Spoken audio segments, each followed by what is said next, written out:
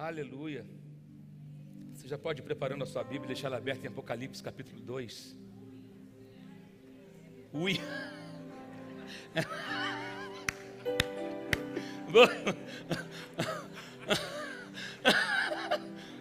A irmã já sentiu a unção antes da palavra ser ministrada. Isso que é a antecipação da coisa, né? Já enxergou, glória a Deus. Eu gosto, gente, você tem liberdade aqui na casa de Deus. Eu já falei de manhã, ninguém não vai chegar um diácono perto de você e falar assim, cala a boca que você está incomodando o culto. Fica à vontade para dar glória a Deus. Olha só, se você não trouxe o seu quilo de alimento hoje é o primeiro domingo do mês, nós arrecadamos mantimento do dia 1º ao dia 15 para poder montar as cestas básicas e entregarmos para as famílias e instituições que nós ajudamos a sustentar. Então, se você esqueceu hoje, você pode trazer na terça-feira ou no culto da semana que vem, né? Ou procurar os irmãos da assistência social da igreja e assim está dando a sua oferta, porque essa obra ela não pode diminuir, ela tem sempre que aumentar. Amém. Sinto firmeza quando o amém é fraco.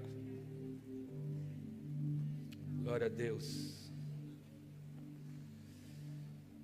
Lembrando que no último final de semana de julho, você que está nos visitando, você da IPO, nós teremos aqui nossa conferência de louvor e adoração, é o Extreme Worship. E do dia 26 a 28 de julho, estará conosco o pastor Marcos Salles, pastora Fernanda, eu, pastor Danilo, trazendo a arca. E pela primeira vez no Brasil, Joshua Brown, ele é um tecladista e produtor e manager é o diretor-geral do ministério Planet Shakers.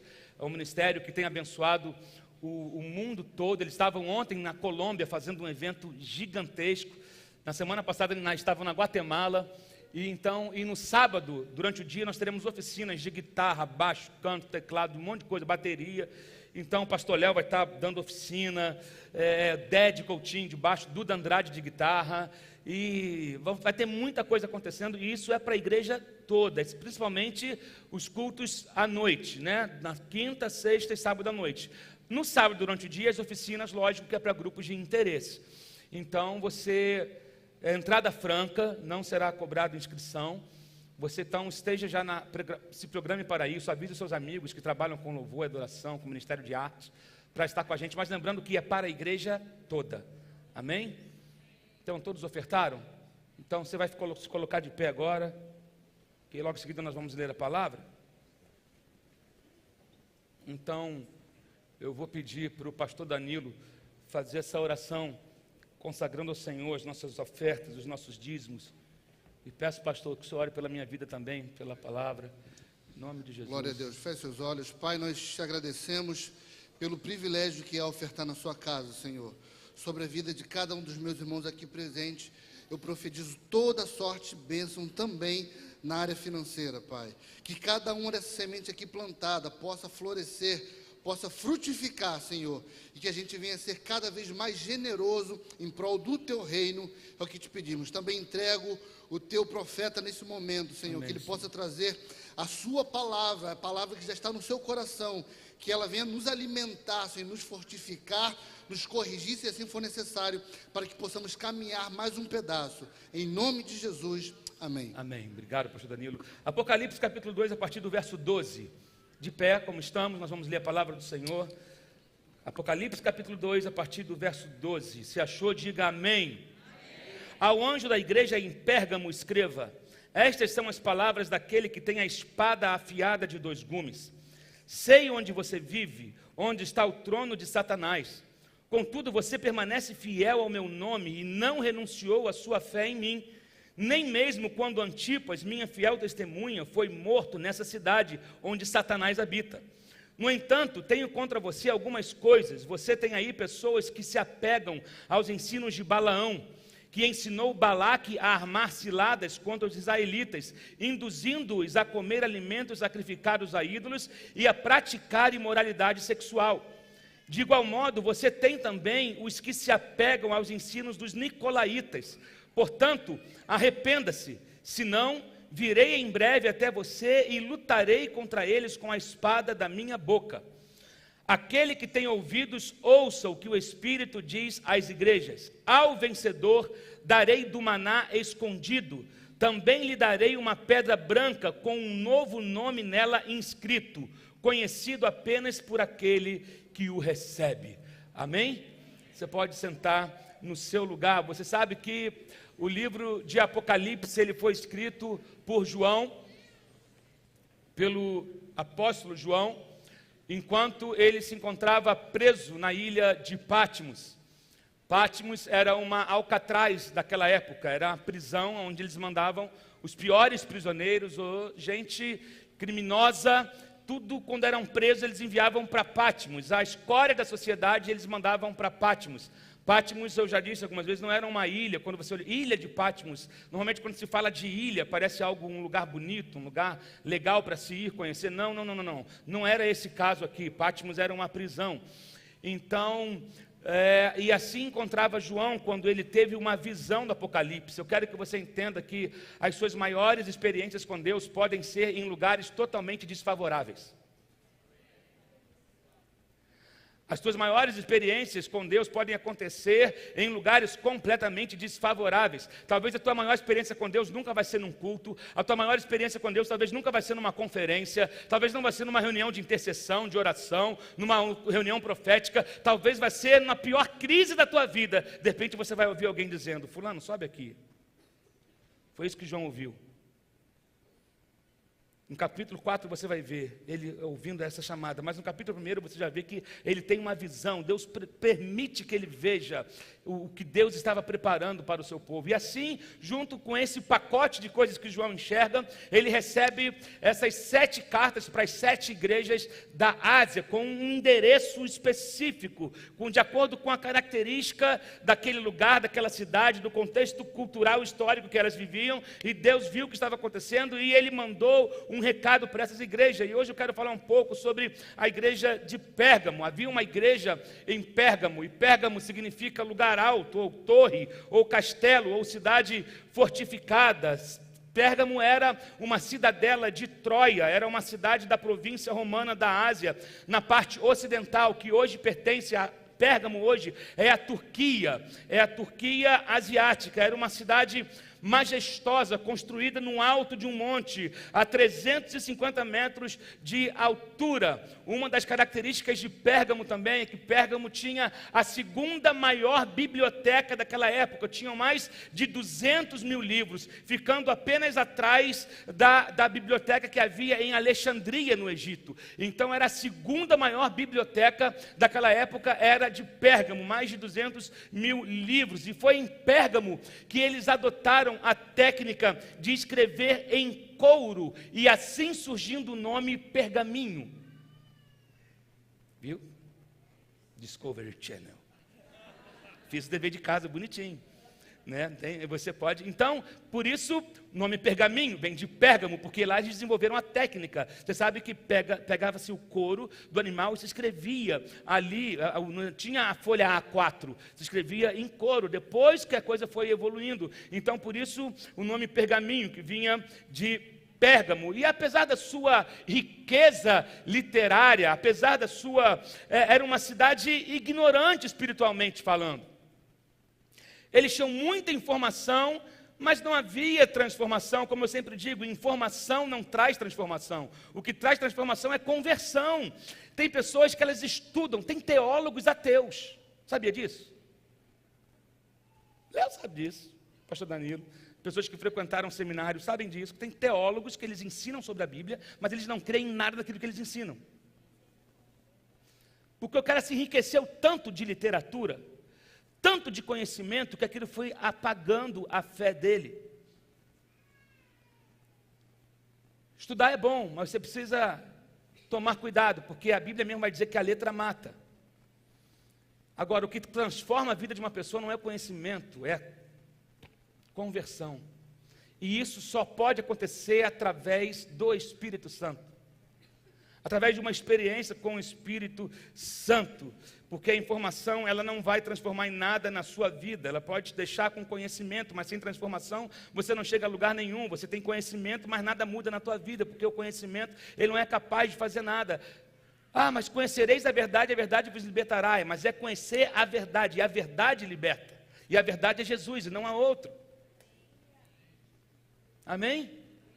Então, queridos, Pérgamo era uma cidade muito rica em conhecimento. E nela existiam 4 seitas idólatras principais, que era a Zeus, Dionísio e Asclépio. Olha que nome bonito você está no seu filho. Asclepinho, vem aqui. E Asclépio era representado por uma serpente, ele era conhecido como o deus da medicina. Por isso que você já viu que tem uma serpente na medicina, que vem disso aqui, Asclépio. Ele era, e tinha Atenas. E não era fácil ser cristão em Pérgamo. Aliás, não era fácil naquela época ser cristão. Eu quero que você entenda também que não é fácil ser cristão hoje em dia.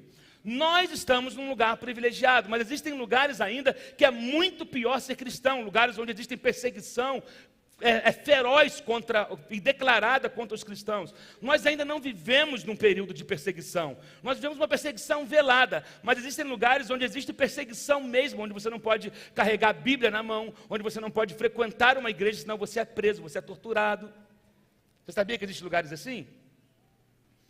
Né? Mas também, não é no nosso contexto hoje, nós somos também perseguidos, e em vários aspectos, nós sofremos perseguição, sofremos zombaria, sofremos preconceito por sermos cristãos.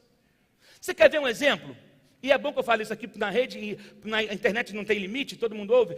Por exemplo, vai pedir patrocínio para uma empresa, para um evento, por exemplo, como uma conferência de mulheres. Eles gostam da ideia, mas daqui a pouco fala assim, é um evento religioso. Não, a gente não se envolve em evento religioso. Deixa eu falar para você aí, de perfume, cosmético, de tudo. Crente não fuma, não bebe, mas crente se pinta, crente toma refrigerante, crente usa celular. Amém? Crente se veste. Engraçado que não quer patrocinar evento de crente, mas patrocina evento de macumba na Bahia. Entende? Então, a gente sofre esse tipo de preconceito simplesmente porque você é crente. Aí a pessoa fecha. Engraçado que tem empresários evangélicos que não patrocinam eventos cristãos. Mas eu creio que essa história está mudando. Eu creio que a gente vai viver uma mudança. Então, e Pérgamo também significa casada. Só que não pode haver um casamento entre a igreja e o mundo. É incompatível. A igreja tem um noivo, e seu noivo é Jesus. Amém? A igreja tem um noivo. A gente não adianta que esse casamento da igreja com o mundo não dá certo. Então não adianta a gente querer trazer coisa do mundo para a igreja. Copiar tudo que o mundo está fazendo em nome de estratégia. O mundo não é referência para nós. Eu vou repetir isso, o mundo não é referência para nós. Tem gente que tudo que o mundo faz quer copiar e trazer para dentro da igreja, dizendo que vai atrair. Aonde há o Espírito Santo, ele é a maior atração.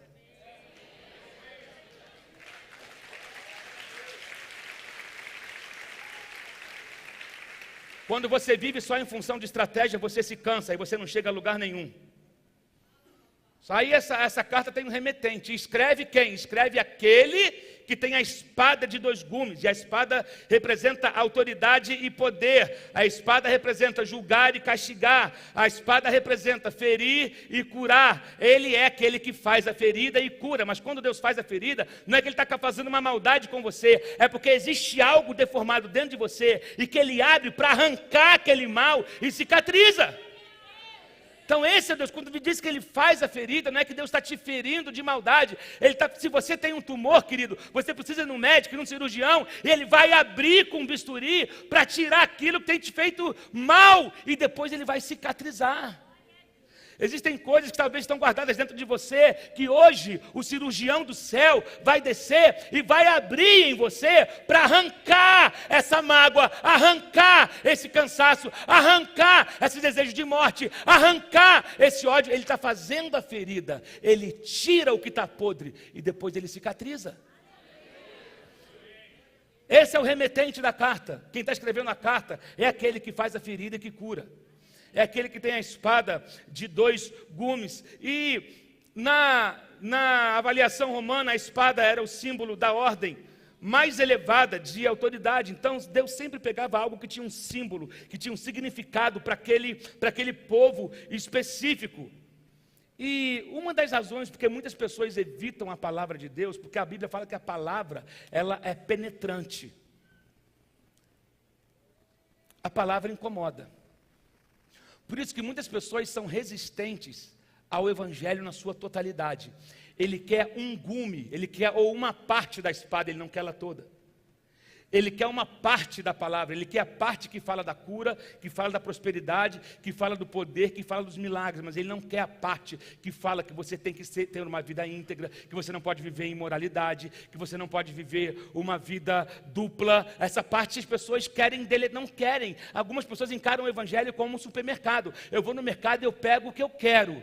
Está cheio de prateleira. A igreja não é um mercado para você pegar o que lhe é conveniente. Ou você quer todo o Evangelho, ou você não quer nada do Evangelho. Você não pode querer 10%, você não pode querer o dízimo do Evangelho, nem 50% do Evangelho, nem 90% do Evangelho. Ou você quer o Evangelho todo, ou você não quer nada. E outra coisa, Deus não aceita dividir você com ninguém.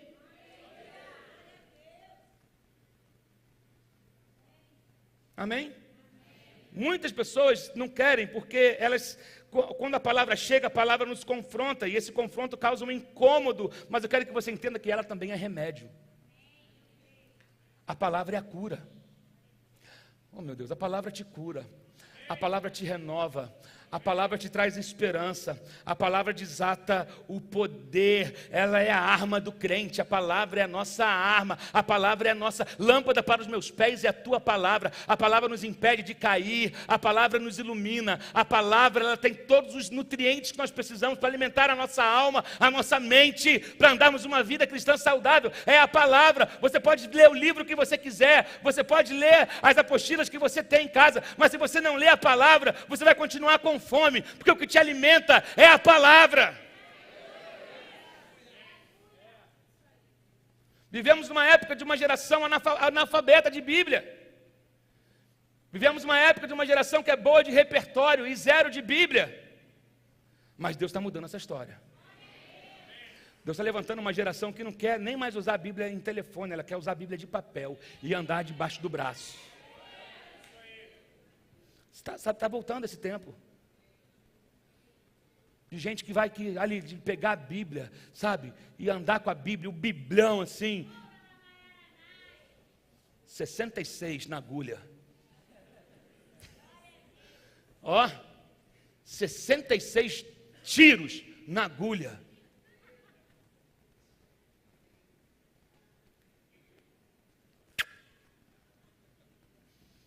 É a palavra. Tua palavra é.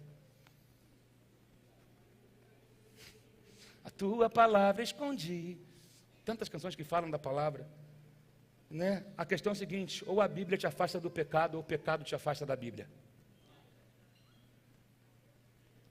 Se você anda pela palavra, você consegue encarar o pecado e dizer: você não vai dominar sobre a minha vida. Agora, se você só usa a Bíblia como desodorante no dia de culto, tem gente que só usa a Bíblia como um desodorante. Rexona. Ou então deixa aberta no Salmo 91 na sua prateleira, cheio de poeira.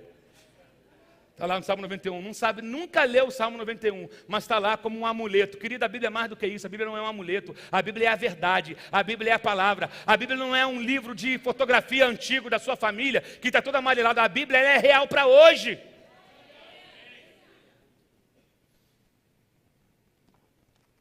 Essa igreja, ela recebe elogio. Ela tinha aprovação de Jesus, mas havia algumas coisas que ele reprovava. E é muito legal ter Jesus a seu favor, mas é terrível ter ele contra você. Eu acho que eu ouvi dele: tenho contra ti. É legal ouvir o elogio, né? Igual quando ele falou com a igreja de Éfeso, ele fala: olha, você tem feito coisas boas. Ele não chegou assim desmerecendo todo o trabalho daquele povo, mas como ele tem uma visão perfeita e ampla, ele chega e ele fala: olha só, tem certas coisas que eu aprovo, mas existem coisas que eu não posso deixar passar. Existem coisas que precisam ser arrancadas do meio de vocês. É necessário haver uma revolução e um reavivamento moral no meio de vocês. E algumas cirurgias vão ter que acontecer. Isso não é diferente dos nossos dias de hoje. A igreja de hoje, nós precisamos de uma cirurgia no nosso meio, na nossa vida. Existem coisas que nunca mudaram e nunca vão mudar. Os princípios de Deus jamais serão mudados. Amém? A verdade do Evangelho jamais será negociada. O Evangelho nunca estará em promoção, ele custa o que custa. E um Evangelho que não exige mudança de alguém, ele é falso. O Evangelho verdadeiro, ele exige mudança. O Evangelho verdadeiro, ele exige uma mudança moral, sabe? E por que Jesus, falando com João, chama aquele lugar de o lugar onde está o trono de Satanás? Por que era chamado isso? Porque existia em Pérgamo vários templos de vários deuses, e só que todos os templos, eles tinham a figura do imperador romano, que tinha como um dos seus nomes, Deus e Senhor. E haviam muitas práticas de rituais e de magia misturado à prostituição. Era um ambiente infernal, o ambiente daquela cidade. Mas ainda assim, no meio desse ambiente infernal, tinha gente crente. No meio desse ambiente infernal, tinha pessoas com a sua fé em Cristo, e eles estavam ali honrando o nome do Senhor, resistindo às perseguições, resistindo às pressões, sabe? Ele fala que você não negaste a minha fé. Ele fala, você permanece fiel ao meu nome e não renunciou à minha fé. Eles se recusavam a negar o nome de Jesus, mesmo no meio dessa pressão, mesmo no meio dessa confusão religiosa. Eles sabiam que eles criam, falam, nós não vamos negar o nome de Jesus. Nós não vamos negar o nome de Jesus. E as autoridades mandavam um decreto, vocês têm que dizer que César é o Senhor, e eles falavam, Jesus é o Senhor. Não, César é o Senhor, não, Jesus é o Senhor. O diabo está sempre querendo estabelecer culto ao homem, porque o diabo quer sempre roubar o foco que é de Deus. Cuidado quando você coloca uma pessoa no lugar de Deus. Cuidado quando você coloca um ministério no lugar de Deus. Cuidado quando você coloca um pastor no lugar de Deus. Cuidado quando você coloca um cantor no lugar de Deus. Cuidado quando você começa a achar que é a pessoa que faz. Cuidado. Tem gente que idolatra cantor, idolatra pastor, idolatra, sabe, vive em função de homens, e você está roubando a glória que é de Deus, está tirando o foco que é para ser para Deus. A gente às vezes fala de que outras pessoas que estão se curvando diante de uma imagem, que elas são idólatras, mas existem crentes idólatras. Tem gente que idolatra altar, idolatra posição, tem gente que idolatra título, tem gente que idolatra, sabe, ter a música dele na primeira mais tocada, tem gente que idolatra o serviço que ele tem gente que idolatra o próprio dom. É tempo de arrependimento, porque não é nada sobre nós, é tudo sobre Ele. Posso ouvir um amém aqui? Não é nada sobre nós, é tudo sobre Ele.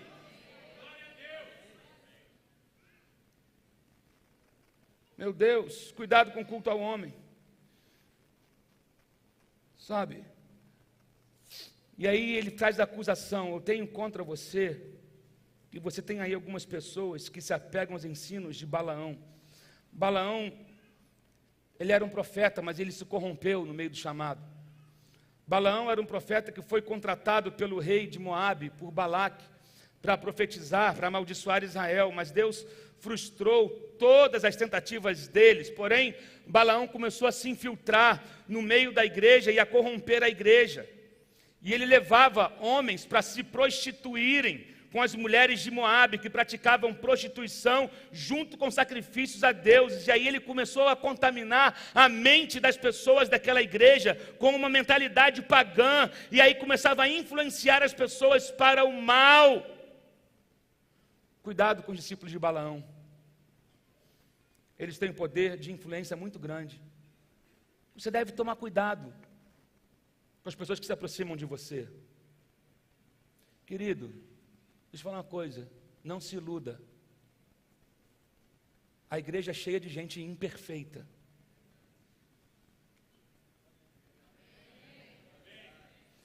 Cuidado com os convitezinhos que aparecem pelo WhatsApp. Cuidado, às vezes, com a coisa que parece mínima. Cuidado com a piadinha, cuidado com... Tem gente que às vezes fica lançando umas iscazinhas para ver se você cai. Ih, caiu, ih, ele também era essa parada. Ih, daqui a pouco está te arrastando para o lamaçal. Entende? Daqui a pouco vem um convitezinho, pô, vamos na paradinha. Pô, descobri uma parada ali, pô, tu custa também, pô, cara, a gente não é... Pô, a gente está na graça. A gente pode porque a gente está na graça. Não, o que tem? A gente vai no culto, toma ceia, depois a gente vai para uma boate. A gente está na graça. Não, para um esqueminha ali, Deus entende, porque a gente está na graça. Eu quero que você entenda que os discípulos de Balaão, eles querem armar ciladas para derrubar a igreja, para envergonhar a igreja, mas eu quero que você se posicione hoje. Deus está te dando discernimento e força para se manter de pé. Nós não vamos ceder aos encantos, nós não vamos ceder às chantagens, nós não vamos ceder ao jogo dos discípulos de Balaão. Meu Deus, alguém está entendendo aí? Sabe, nós não podemos trazer o mundo para a igreja, isso é inegociável. Não podemos trazer o mundo para a igreja, é incompatível, é fogo estranho. Cuidado com ele. Cuidado. Cuidado com quem você anda. Aí depois ele vai falar sobre os nicolaítas. Os nicolaítas, eles tinham uma doutrina, eles estavam infiltrados, veja bem, infiltrados no meio da igreja. Por isso que a gente olha hoje, não tem nada novo na igreja, nem igreja nova. As coisas se repetem. Os nicolaítas, eles pregavam que quanto mais você pecasse, mais graça você recebia. Eles pregavam que o crente não precisava ser diferente, eles faziam apologia ao pecado. Vivam de qualquer maneira, vivam no pecado, alimentem sua carne, que está tudo certo, estamos na graça. É assim que os nicolaítas, é isso que eles pregavam. Diferente da igreja de Éfeso, que odiava as obras dos nicolaítas. Jesus elogia isso na igreja. Você vê, uma igreja odiava, a outra tolerava. Entende? A gente tem que odiar o que Deus odeia e amar o que Deus ama. Eu vou repetir: odeie o que Deus odeia e ame o que Deus ama. Se você ama o que Deus odeia, alguma coisa está errada, querido. Deus odiava essa prática. Graça não é graxa, que você se lambuza e escorrega por ela. Não, cuidado com a graça barata. Cuidado com a graça que não requer arrependimento nem mudança de vida.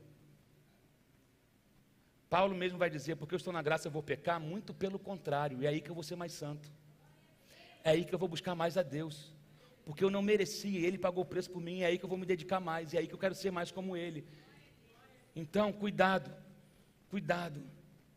E, pelo visto, a igreja de Pérgamo também tolerava falsos mestres. Cuidado com o que você tem ouvido.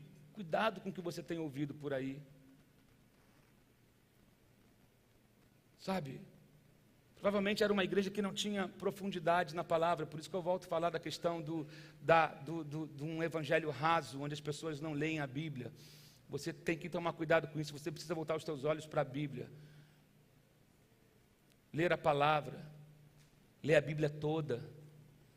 Ler todo dia. Nossa, está sendo pastor, não tem nada de novo hoje nessa mensagem. Não tem realmente mesmo nada de novo. Estou te dando aqui a receita de bolo. É coisa que a gente ouve desde o jardim de infância, desde a escola bíblica dominical. Você precisa voltar os teus olhos para a palavra, porque a igreja só é forte quando ela é santa. Eu vou repetir, a igreja só é forte quando ela é santa. A igreja só é forte quando ela conhece a palavra. Tem muito crente anoréxico, espiritualmente falando. O que anorexia significa? É abstinência de alimento. Se você não se alimenta, você vai emagrecer, você vai ficar fraco, você não vai ter nutriente suficiente para sustentar o teu corpo. E no nosso caso, para sustentar a tua fé, você precisa de alimento, você precisa da palavra. Você precisa conhecer a palavra, trazer ela grudada em você. Sabe, muitos hoje estão substituindo a palavra por autoajuda. Técnicas de autoajuda.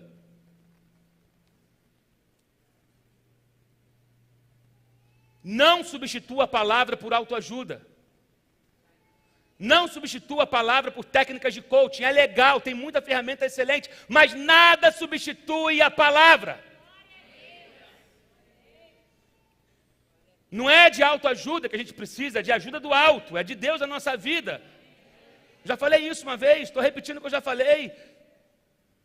Tem gente querendo substituir a palavra por palestras, por coisas. Nada substitui a palavra, nada substitui. Você precisa voltar os seus olhos para a palavra. Mantenha a sua pureza, conserve a sua espiritualidade e o seu relacionamento com Deus, porque vai vir o dia do juízo e você precisa estar com a sua vida em ordem. Você precisa ter um coração quebrantado. Você precisa ter a tua vida entregue totalmente nas mãos dEle.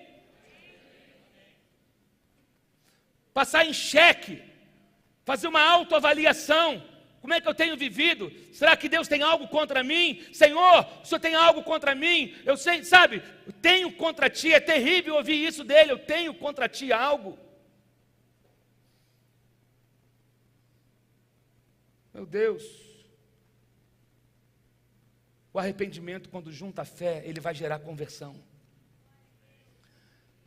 Eu não sei se você faz parte do grupo de Balaão, do grupo dos Nicolaitas, ou do grupo daqueles que estão quase desistindo de tudo, porque a pressão está grande. Sabe, Deus, Ele faz quando Deus manda um recado para alguém, quando Deus usa alguém para enviar uma palavra, e é porque Deus ama muito essa pessoa. É porque Deus ama demais ele. Fala assim, avisa ele que eu não desisti dele. Avisa ele que apesar dessa confusão toda, eu ainda sou Deus e eu zelo pela vida dele. Avisa ele que ainda que tenha acontecido um desajuste na vida dele, eu sou o Deus dele e eu quero mudar a vida dele. Avisa ele que eu não desisti. Avisa ele que eu não esqueci. Então quem tem ouvidos para ouvir, ouça o que o Espírito está dizendo à igreja. Ouça o que o Espírito está dizendo à igreja. O Espírito Santo pode transformar a tua vida. Você não pode apenas escutar, você tem que ouvir e ser praticante da palavra. E aí no final há uma recompensa. Ele vai dizer, aquele que tem ouvidos, ouça o que o Espírito diz às igrejas. Ao vencedor eu darei do maná escondido. Há um banquete reservado para aquele que vencer, para aquele que resistir. Sabe, maná escondido tem a ver com uma provisão que só aqueles que permanecem firmes vão experimentar. É VIP, é VIP. Há uma recompensa, mas também você recebe um ingresso para esse banquete. E aqui ele vai dizer, ao que vencer, também lhe darei uma pedra branca. Uma pedra branca, com um novo nome nela inscrito. O interessante é que essa pedra branca em Pérgamo havia o costume de, quando uma pessoa estava no banco dos réus, para ser julgada, e ela era absolvida, ela saía do tribunal com uma pedra branca na mão. E aquela pedra branca, quando as pessoas viam, representava o seguinte: eu estava no banco dos réus, mas eu fui absolvido. Mas tinha um outro costume em Pérgamo. Quando alguém ia fazer um banquete, o convite enviado para uma família era uma pedra branca com o nome dessa família escrito. Aqui está o convite para o banquete que eu vou dar na minha casa. Então a pessoa também, quando andava com a pedra com o nome escrito, significava, eu fui convidado para o banquete. Essa pedra para nós tem os dois significados. Eu estava no banco dos réus, mas fui absolvido, mas também fui convidado para um banquete.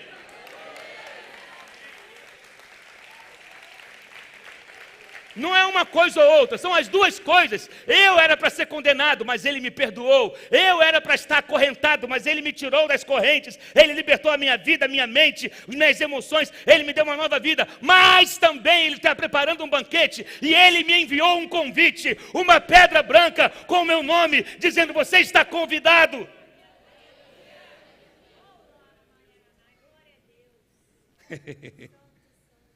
Você já tem o seu convite? Você já tem o seu ingresso? Eu já tenho o meu. Deus faz um convite nessa noite, ainda que você esteja no banco dos réus, ou vagando pela cidade, eu tenho um ingresso para você. Eu tenho uma pedra branca para te dar. Eu tenho algo para mudar a sua vida. Eu não desisti de você. Eu posso libertar você de toda a influência de Balaão, de toda a influência dos nicolaítas, de todos aqueles que tentaram minar a sua fé, ou fazer com que você vivesse uma vida cristã medíocre, meio mundo, igreja. Hoje é o dia da decisão. Hoje é o dia da tua transformação. Hoje é o dia que Deus quer colocar o teu nome na lista VIP.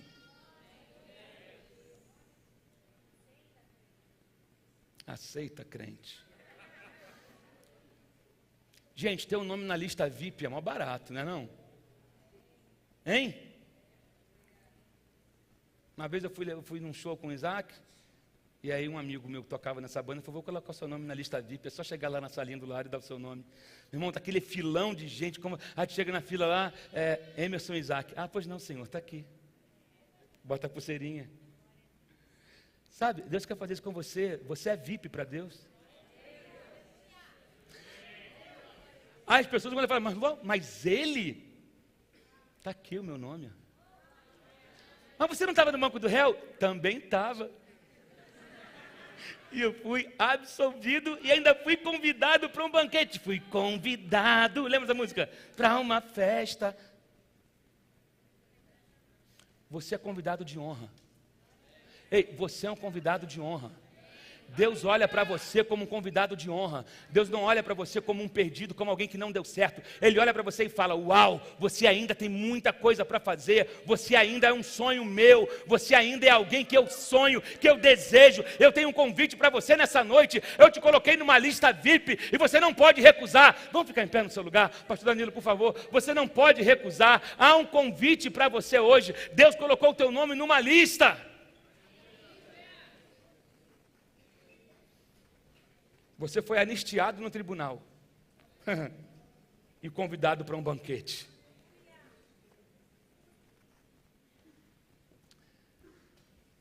Você foi anistiado no tribunal e convidado para um banquete.